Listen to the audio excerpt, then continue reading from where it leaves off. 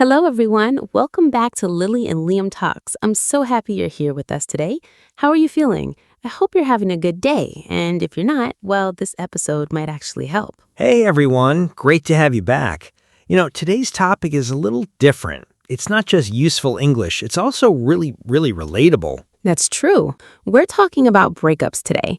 And no, not just the emotional side. We're talking about why your body actually physically hurts after a breakup. Like your chest feels tight, your stomach feels sick, you can't sleep. Sound familiar? Yeah, it happens to almost everyone. And there's actually real science behind it. Plus, today you're going to learn some amazing English vocabulary and expressions that talk about emotions and physical feelings. By the end of this episode, you'll be able to describe emotional pain in English, understand words for physical reactions to stress, and talk about feelings in a natural, confident way. We'd love to know, have you ever felt physically sick after a breakup or a very stressful moment? Write it in the comments on Lily and Liam Talks. Just say yes or tell us your story. And if you haven't already, please hit subscribe right now so you never miss an episode. We post new content every week and it's all free. Okay, let's get into it, because your feelings are not just in your head, they're in your whole body. So let's start with the basics. Why does heartbreak hurt physically? The key word here is stress response. Say it with me, stress response.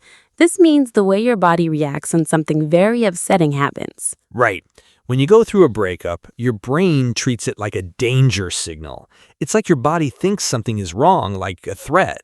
So it releases stress hormones. The two big ones are cortisol and adrenaline. Cortisol and adrenaline, these are chemicals your body makes. Cortisol is released when you're stressed for a long time. Adrenaline comes out fast when something shocks you or scares you suddenly. And here's what's really interesting. Studies show that emotional pain and physical pain use the same parts of the brain. So when scientists say heartbreak hurts, they mean it literally. Your brain processes it the same way it processes, say, a broken arm.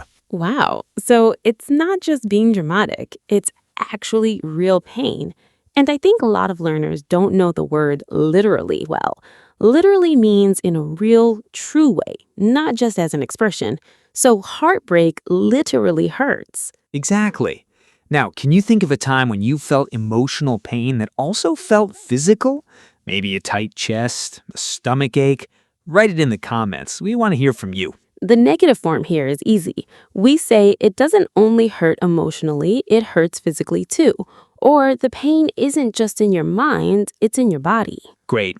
So, to summarize this section, breakups cause a stress response. Your body releases hormones like cortisol and adrenaline, and emotional pain and physical pain share the same brain pathways. That's why it feels so real. Now let's talk about specific physical symptoms. A symptom is a sign that something is happening in your body. After a breakup, people often describe these symptoms in English. Let's look at the most common ones. First, chest tightness. People say, my chest feels tight, or I feel pressure in my chest. This happens because stress hormones affect your heart rate and your muscles. Second, loss of appetite. This means you don't feel hungry. You might say, I can't eat, or I've lost my appetite. That word, appetite, it means your desire to eat. Third, trouble sleeping. You might say, I can't sleep, or I keep waking up at night. The stress hormones keep your brain too active. It's like your mind won't turn off. And fourth, a hollow feeling. Oh, this one's so interesting. Hollow means empty inside. People say, I feel hollow, or there's a hole in my chest. It's very poetic, but also very real. Formally, you might say, I'm experiencing emotional distress. But in everyday English with friends, you'd say, I feel awful, or I'm a total mess right now. Here's a quick practice. Try saying these out loud. My chest feels tight. I've lost my appetite. I can't stop thinking about it. Go on, say them out loud. Speaking practice is so important. And here's a challenge for the comments. Write one sentence describing how your body feels when you're stressed or sad. Use one of these words, tight, hollow, heavy, or numb.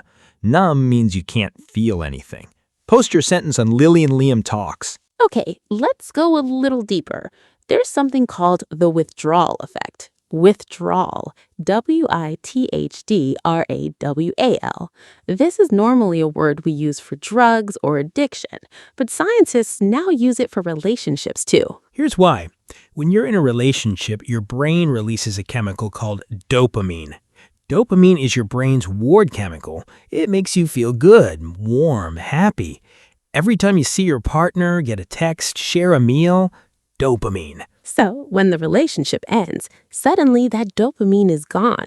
Your brain starts looking for it, and when it can't find it, you feel restless, anxious, even physically sick, just like withdrawal from a substance. That's why people say things like, I miss them so much it hurts, or I feel like I'm going crazy. They're not crazy, their brain chemistry is genuinely changing. Some useful phrases here. I can't stop thinking about them. I feel restless. Restless means you can't relax, you can't sit still. Or I feel anxious. Anxious, nervous, and worried, often for no clear reason. Tone is important here too. If you're talking to a close friend, you'd say, I'm a mess, I literally can't function. More formally, maybe to a doctor, you'd say, I've been experiencing anxiety and difficulty concentrating. Can you write a sentence using the word restless or anxious in the comments? Maybe describe a time you felt that way. We'll read your comments. We really do. So, to review, the withdrawal effect is real. Your brain loses its dopamine source. That leads to restlessness, anxiety, and physical discomfort. Your body is genuinely going through a kind of grieving process. All right, let's talk about common mistakes English learners make when talking about emotions and physical feelings. And honestly, I've made some of these myself. Me too. Okay, mistake number 1. Saying I feel pain in my heart to mean emotional pain, but using it too literally. In English, heart pain or chest pain usually means a medical problem. If you mean emotional pain, say heartbreak or heartache, or I'm hurting emotionally. Right. If you say I have heart pain to a native speaker, they might call an ambulance. So be specific. Say I'm heartbroken. That's the natural, correct way. Mistake number 2, saying I am very sad for everything. This is okay, but it sounds very flat. Native speakers use richer vocabulary. Try I'm devastated, extremely upset. I'm gutted. British English, it means very disappointed. I'm crushed. It means completely broken emotionally. Mistake number 3, saying I feel my stomach is pain. This is a grammar error. We say my stomach hurts or I have a stomach ache. Hurt and ache are the correct verbs here. Ache is a dull, continuous pain, like a headache or a backache. And mistake number 4, saying I don't have appetite. We need the article. The correct form is I've lost my appetite or I don't have an appetite. Small word, but native speakers notice it. Remember, mistakes are how we learn. Every single person in this community has made grammar mistakes, including us. The goal is to keep going, keep practicing. You've got this. Every mistake is just a step forward. And hey, write one of these corrected sentences in the comments. Show us you've got it. Okay, time for our interactive practice. I'm going to give you 2 options and you choose the more natural one. Ready? Let's go. Situation 1. You want to tell a friend you feel terrible after a breakup. Option A, I am having heart pain. Option B, I'm heartbroken and I can't eat. Which one sounds more natural? Option B, right?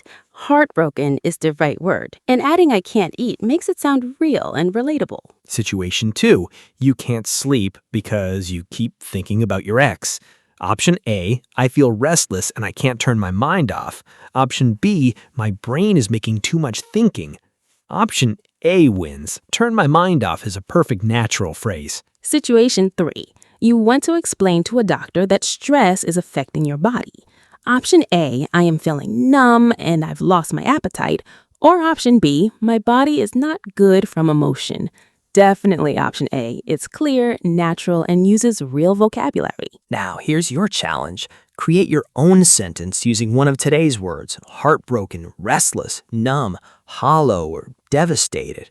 Write it in the comments on Lily and Liam Talks. Be creative. There's no wrong answer. And try saying your sentence out loud. Don't just think it, speak it. That's how your English gets better, faster. Real conversation is always better than perfect grammar. Say it messy, say it loud, and say it often. Okay, let's wrap up. Today, we covered so much amazing content. We talked about why breakups cause real physical pain because of the stress response and stress hormones like cortisol and adrenaline. We learn 3 big ideas. First, emotional pain and physical pain share the same brain pathways. Second, the withdrawal effect explains why we feel anxious and restless after a breakup. And third, there's real vocabulary to describe these feelings: heartbroken, numb, hollow, devastated, restless. You now have the words to talk about one of the most human experiences there is. That's something really powerful. Language helps us understand our feelings and share them with others. So here's our question for you to reflect on. Have you ever had physical reaction to an emotional moment? Not just breakups, maybe a loss, a big disappointment.